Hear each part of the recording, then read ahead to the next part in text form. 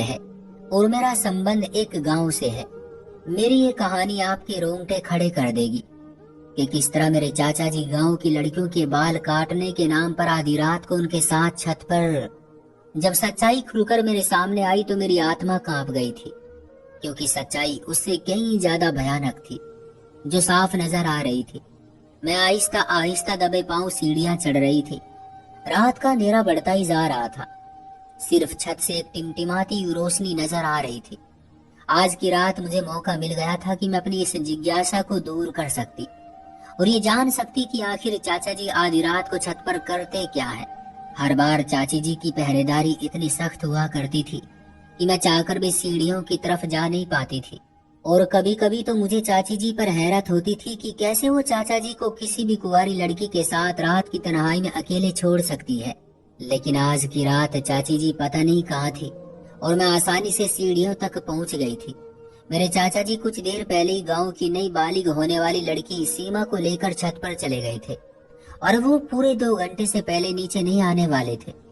इन 2 घंटों में चाचा जी लड़की के साथ क्या करते थे और छत पर क्या क्या होता था, यही सब जानने की मुझे जिज्ञासा थी।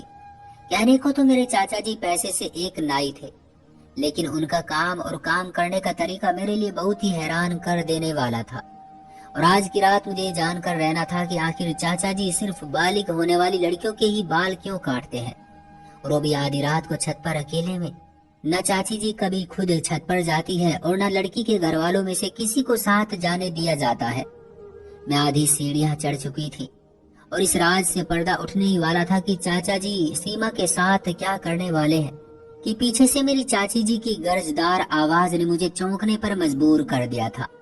हमेशा डरी सहमी और धीमे लहजे में बात करने वाली चाची जी की पहली बार मैंने ऐसी आवाज सुनी थी कि मेरी जान निकल गई थी। जैसे ही मैंने पलटकर देखा तो वो मेरे सर पर आ पहुंची थी और मेरा हाथ पकड़कर गुस्से में मुझे खींचकर नीचे ले आई थी। उनका अंदाज ऐसा था जैसे वो मुझे कच्चा चबा जाएगी। वो गुस्से में मेरे बाजू को दबोचती हुई पूछ रही थी कि मैं ऊपर कहाँ जा रही थी। मैंने हकलाते हुए चाची जी से कह दिया कि मुझे नीचे घबराहट हो रही थी, इसलिए मैं छत पर जा रही हूँ। मेरी बात सुनकर चाची जी ने एक जोरदार थप्पड़ मेरे मुंह पर मारा और कहने लगी, क्या तुम जानती नहीं हो आज सीमा अपने बाल उतरवाने के लिए आई है? फिर तुमने छत पर जाने के बारे में सोचा भी कैसे? क्या तुम अपने चाचा का काम बंद करवाना चाहती हो? क्या तुम जानती नहीं हो तुम्हें और तुम्हारी माँ को तुम्हारे चाचा ही पाल रहे हैं? तुम्हारे बाबा के मरने के बाद से तुम्हारे चाचा जी ने तुम्हारी सारी जिम्मेदारी अपने सिर पर ले रखी है और तुम हो कि उनके काम के पीछे पड़ गई हो। तुम्हारे चाचा बिल्कुल भी नहीं चाहते कि जब वो काम करे तो कोई उन्हें बीच में परेशान करे, यहाँ तक कि मैं भी नहीं। इसलिए मैं भी कभी ऊपर जाने की कोशिश नहीं करती। बेहतर है कि आज के बाद तुम भी मुझे आधी रात के वक्त इस तरह नजर ना आना, वरना अच्छा नहीं होगा और फिर मैं तुम्हारे चाचा जी को तुम्हारी शिकायत करूंगी।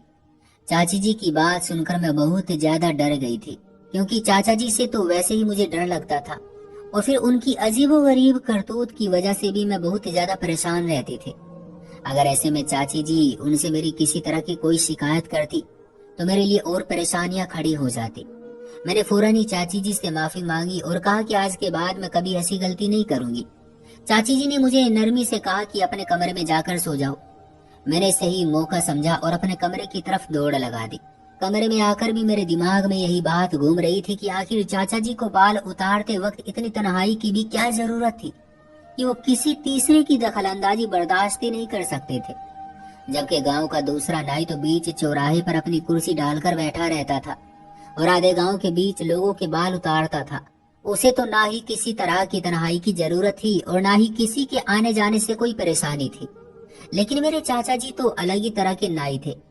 दूसरों के चाचा तो अपनी भतीजी से लाड़ प्यार करते थे, मगर मेरे चाचा सिर्फ और सिर्फ मुझ पर पाबंदियां लगाया करते थे।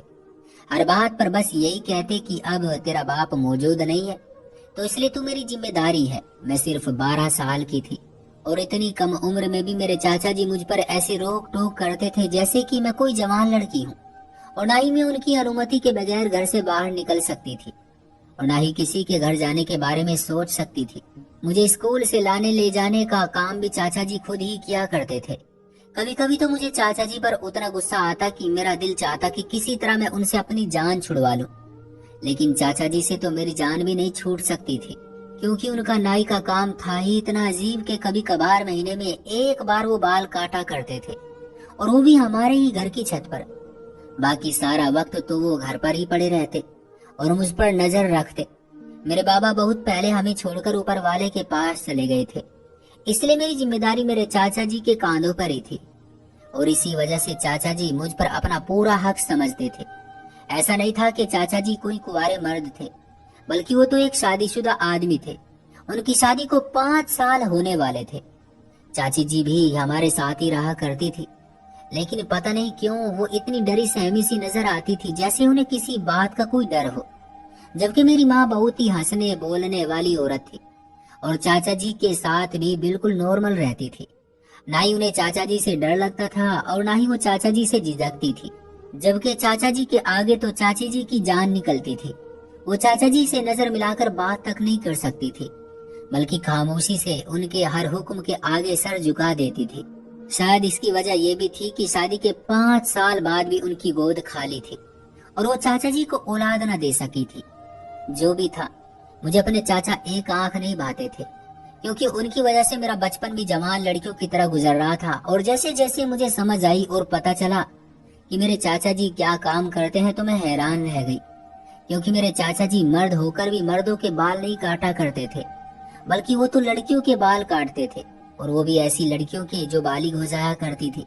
ये बात मेरे लिए बहुत हैरान करने वाली थी, और जब से मुझे इस बात का पता चला था, मेरे अंदर जिज्ञासा सी पैदा हो गई थी कि चाचा जी ऐसा क्यों करते हैं। कई बार मैंने सोचा कि चाचा जी को किसी लड़की के बाल काटते हुए देखूंगी, लेकिन चाचा जी का तो तरीका ही बिल्कुल अलग था। वो आधी रात को बालिग लड़की को घर बुलाते और उसे अपने साथ छत पर ले जाते और वहां ले जाकर उसके बाद बाल काटते थे। सारे गांव में मशहूर था कि चाचा जी जिस भी लड़की के बाल काटते हैं उसकी जवानी बहुत खूबसूरत होती है और उसके नसीब जाग जाते हैं, क्योंकि उस लड़की की शादी किसी बहुत ही अच्छी जगह पर हो जाती है। इसलिए लोग खुशी खुशी अपनी जवान लड़कियों को चाचा जी के पास ले आया करते थे, ताकि उनकी बेटियों की किस्मत बदल जाए। लेकिन ये बात मेरी समझ से बाहर थी कि चाचा जी से बाल कटवाने से किसी लड़की के नसीब कैसे बदल सकते हैं, और वो भी आधी रात को अकेले में। कई बार मैंने इस हकीकत को जानने की कोशिश की कि चाचा जी लड़की के बाल किस तरह काटते हैं और आधी रात को छत पर ही क्यों ले जाते हैं, लेकिन कभी भी मुझे जानने का मौका नहीं मिला। क्योंकि जब भी चाचा जी किसी लड़की को बाल काटने के लिए छत पर ले जाते तो चाची जी सीढ़ियों पर पहरेदारी करना शुरू कर देती और किसी को छत पर न जाने देती। मेरी सहेली प्रिया बालिग हुई तो गांव की दूसरी लड़कियों की तरह उसे भी चाचा जी के पास लाया गया। मैं सोचकर खुश हो गई कि चलो प्रिया से अगली सुबह इस बारे में बात करूंगी, तो मुझे पता चलेगा कि चाचा जी ने उसे छत पर ले जाकर उसके बाल कैसे काटे। लेकिन अगले दिन जब वो स्कूल आई तो वो बिल्कुल खामोश थी। मेरे सवाल करने पर भी उसने कोई जवाब न दिया, बल्कि सारा वक्त गायब दिमागी से क्लास में बैठी रही। मैं हैरान थी कि इतनी शरारती और चुलबुली प्रिया को अचानक से क्या हो गया है। घर आकर यही बात मैंने माँ से कही तो माँ हंसकर कहने लगी, बेवकूफ, अब वो बालिग हो गई है और ऐसे में लड़कियों में बहुत ज्यादा बदलाव आ जाते हैं। शायद इसीलिए वो भी अपनी माँ के कहने पर चुपचाप बैठी हो। अब तो उसके सर पर बाल भी नहीं है, शायद इसीलिए झिझक रही हो। माँ की बात सुनकर मैं संतुष्ट हो गई थी। वाकई 13 साल की प्रिया होकर बहुत ही अजीब सी लग रही थी, और क्लास के सब बच्चे भी उसे लगातार चिढ़ा रहे थे। हो सकता है कि वो शर्मिंदगी के मारे सारा वक्त खामोश रही हो, मगर मुझे क्या पता था कि उसकी खामोशी के पीछे क्या राज है। जब कुछ वक्त तक यही सिलसिला चलता रहा तो मैंने चोरी चुपके छत पर जाने की बहुत बार कोशिश की, लेकिन हर बार चाची जी आगे आ जाती है या फिर माँ ही मुझे डांट कर कह दिया करती कि अपने चाचा जी के काम में दखल अंदाजी ना किया करो। तुम्हारे चाचा जी ही हैं जिन्होंने तुम्हारे बाबा के मरने के बाद हमारा पेट पाला।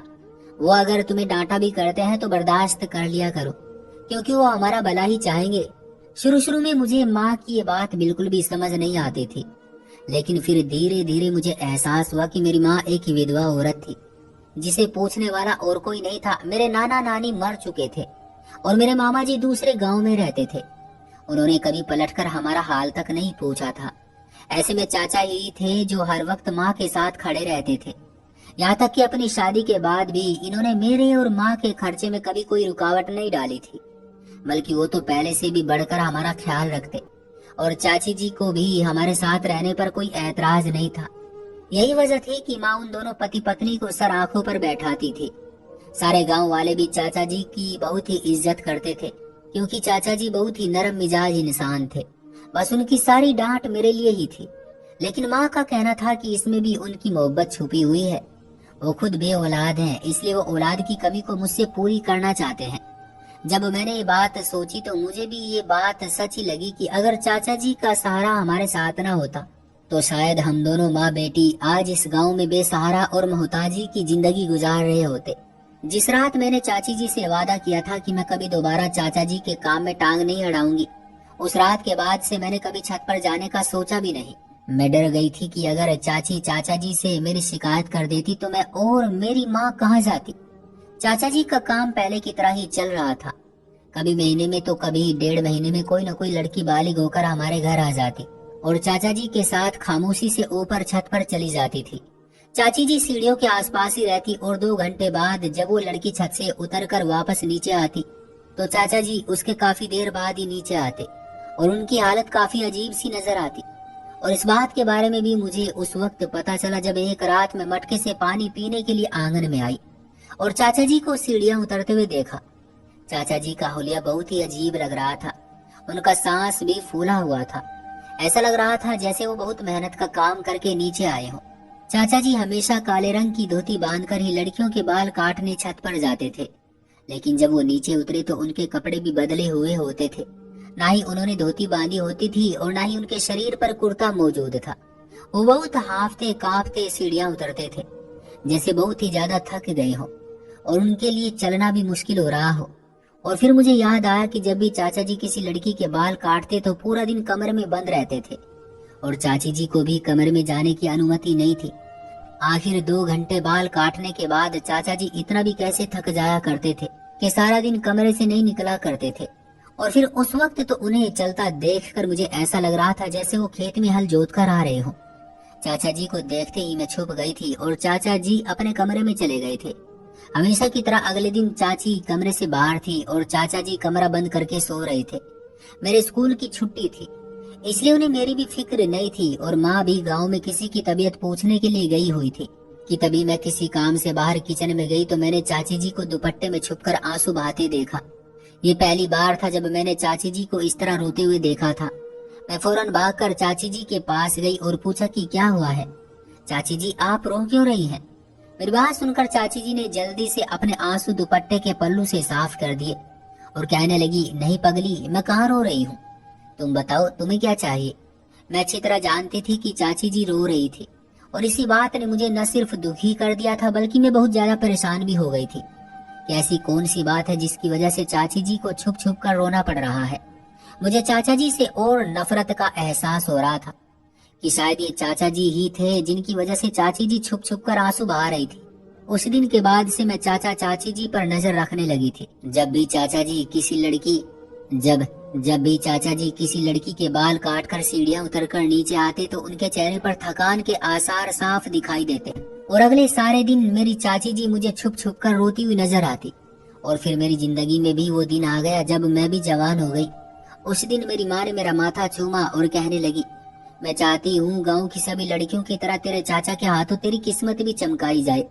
माँ की बात सुनते ही मेरी जान निकल गई कि अब माँ मुझे भी बाल कटवाने के लिए चाचा जी के हवाले करने जा रही थी। 12 साल की उम्र में गंजी होना मेरे लिए बहुत ही शर्मिंदगी की बात थी। मैं सोचकर ही परेशान थी कि गांव की दूसरी लड़कियों की तरह मुझे भी सबके मजाक का निशाना बनना था। मैंने माँ के आगे हाथ जोड़ दिए और माँ से कहा कि मैं किसी भी हाल में बाल नहीं उतरवाना चाहती हूँ। मेरा इनकार सुनकर माँ ने जोर से कहा कि क्या तू नहीं जानती कि तेरे चाचा की वजह से कैसे गांव की लड़कियों की किस्मत बदल जाती है। जिसके बाल भी आज तक तेरे चाचा जी ने काटे हैं, कुछ ही दिनों में उनकी शादी बहुत धूमधाम से और बहुत ही अच्छी जगह पर हुई है। ऐसे ही तो गांव वाले अपनी बेटियां तेरे चाचा जी के हवाले करके नहीं कर जाते। जब वो इस काम से इतना ज्यादा फायदा उठा सकते हैं तो फिर हम घर वाले क्यों नहीं। मेरे लाख मना करने के बावजूद भी माँ ने चाचा जी को बुलाया और चाचा जी से कहा कि आज की रात तुझे अपनी भतीजी के बाल उतारने हैं। ये सुनकर चाचा जी के चेहरे का रंग फीका पड़ गया और कहने लगे कि क्या अपनी कोमल भी बालिग हो गई है। माँ ने मुस्कुराकर कहा कि हाँ, अब कोमल की बारी है कि हम इसकी धूमधाम से किसी अच्छी जगह शादी करें और अगर इसके बालों पर तेरा हाथ लग गया तो गांव की दूसरी लड़कियों की तरह इसकी किस्मत भी चमक उठेगी। ये कहकर माँ ने मुझे चाचा जी के साथ छत पर भेज दिया। छत पर जाते ही मैंने चाचा जी से मिन्नत की कि वो मेरे बाल न काटे, क्योंकि मैं गंजी नजर नहीं आना चाहती थी। कुछ देर चाचा जी अपनी धोती बांधे मेरे आगे बैठे रहे। उसके बाद चाचा जी मेरे करीब आए तो मेरी जान निकल गई। और फिर जैसे ही चाचा जी ने मेरे सर पर हाथ रखा तो मेरी आंखों से आंसू बहने लगे। चाचा जी ने मुझे अपने करीब किया और अपने सीने से लगाया। मुझे ऐसा लगा जैसे मेरा दम घुट जाएगा, क्योंकि चाचा जी ने मुझे बहुत मजबूती से पकड़ा हुआ था। और फिर मुझे एहसास हुआ कि चाचा जी के गरम गरम आंसू मेरे गालों पर गिर रहे थे। मैं हैरान हो गई कि चाचा जी क्यों रो रहे हैं। काफी देर बाद जब चाचा जी ने मुझे खुद से अलग किया तो उनकी आंखें लाल हो चुकी थी और आंसुओं से उनका चेहरा भीगा हुआ था। और फिर चाचा जी की बात ने मेरे होश उड़ा दिए। वो रोते हुए कहने लगे, कोमल, मैं तेरे बाल नहीं काट सकता, मैं तेरे साथ कुछ गलत नहीं कर सकता। तू मेरे भाई की निशानी है और तेरी इज्जत मेरे घर की इज्जत है। चाचा जी की बात मुझे बिल्कुल भी समझ नहीं आई थी, लेकिन चाचा जी के शब्दों ने मुझे चौंकने पर मजबूर कर दिया था। मैंने चाचा से कहा कि आखिर आप कहना क्या चाहते हैं। चाचा जी ने कहा, तुम वापस अपनी माँ के पास चली जाओ और उनसे कहना कि चाचा जी तेरे बाल नहीं काट सकते। मैं उल्टे कदमों सीढ़ियां उतरकर माँ के पास चली आई और माँ को सब कुछ बता दिया। ये सुनकर माँ चाचा जी के कमरे की तरफ चल दी। मैं भी माँ के साथ ही थी। जब हम कमरे में गए तो चाचा जी चाची के कदमों में बैठकर रो रहे थे और चाची जी से माफिया मांग रहे थे। चाची जी भी सिसक सिसक कर रो रही थी। ये सब देखकर माँ भी परेशान हो गई और उन दोनों से पूछा कि आखिर मामला क्या है, मुझे भी तो कुछ पता चले। काफी देर आंसू बहाने के बाद चाचा जी ने एक ऐसा राज हमारे सामने खोला जिसे सुनकर हमारी आत्मा तक कांप उठी थी। ये कैसे मुमकिन था कि मेरे चाचा ऐसा कोई काम करते जिसके बारे में सोचा भी नहीं जा सकता था। चाचा जी ने रोते हुए बताया कि आज से कई साल पहले की बात है। चाचा जी गांव के चौधरी के खास नाई थे और वो सिर्फ चौधरी साहब के ही बाल काटा करते थे। गांव के चौधरी अय्याश किस्म के आदमी थे और उनकी फितरत चाचा जी को बिल्कुल पसंद नहीं थी, लेकिन चाचा जी की मजबूरी थी कि उन्हें ये नौकरी करनी पड़ रही थी। और फिर एक दिन गांव के चौधरी ने चाचा जी को अपनी नौकरी से निकालकर एक नया काम सौंप दिया। गांव के चौधरी ने सारे गांव में ये बात मशहूर कर दी कि चाचा जी के हाथ में बहुत जादू है और वो जिसके भी बाल काटते हैं उसकी किस्मत संवर जाती है। यहाँ तक कि गांव के चौधरी की जमीनें भी फलने फूलने लगी हैं। और ये इसलिए ही हुआ है क्योंकि चाचा जी उनके बालों पर हाथ लगाते हैं। सारे ही गांव वाले अनपढ़ और सीधे साधे लोग थे।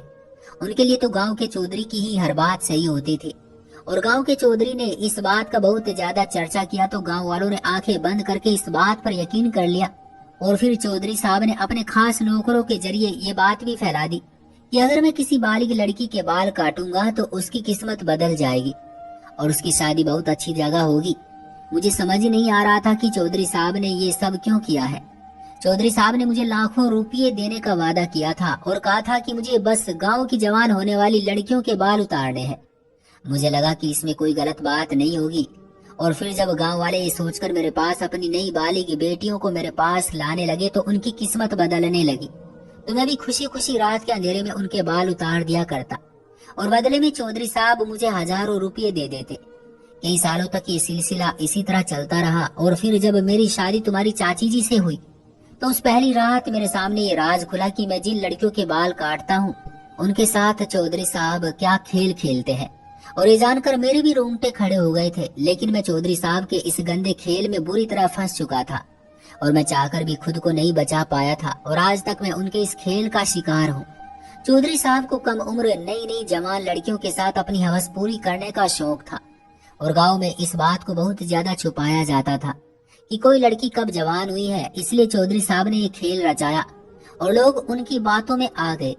जवान होने वाली लड़की जैसे ही मेरे पास आकर अपने बाल कटवाती तो चौधरी साहब को इस बात की खबर हो जाती कि अब ये लड़की नई बालिग हुई है और वो उसके साथ अपनी हवस पूरी करने के लिए कोई न कोई खेल रचाकर उसे अपनी हवेली बुला लिया करते थे। और गांव की हर बालिग लड़की उनकी गंदगी और तिरस्कार का शिकार बनी थी और तुम्हारी चाची भी उन्हीं लड़कियों में से एक थी। और इस बात का राज शादी की रात तुम्हारी चाची ने मेरे सामने खोला था। लेकिन उस वक्त तक मैं बुरी तरह चौधरी साहब के काम में फंस चुका था कि चौधरी साहब ने मुझे ब्लैकमेल किया था कि अगर मैंने किसी के सामने भी ये बात खोलने की कोशिश की तो वो बिल्कुल भी इस बात को स्वीकार नहीं करेंगे बल्कि मुझे ही चरित्रहीन ठहरा देंगे। इस डर से मैंने चौधरी साहब का काम छोड़ा और ना ही कभी तुम्हें अकेली घर से बाहर जाने की अनुमति दी, क्योंकि मैं जानता था कि उनकी नजर कितनी गंदी और खराब है। तुम्हारी चाची बहुत अच्छी तरह जानती थी कि जिन लड़कियों के बाल मैं काटता हूँ उनके साथ चौधरी साहब क्या करते हैं, इसलिए वो छुप छुप कर रोया करती और मैं खुद भी कई घंटे रोने के बाद ही नीचे आता था, क्योंकि मैं इस गंदे काम में शामिल नहीं होना चाहता था।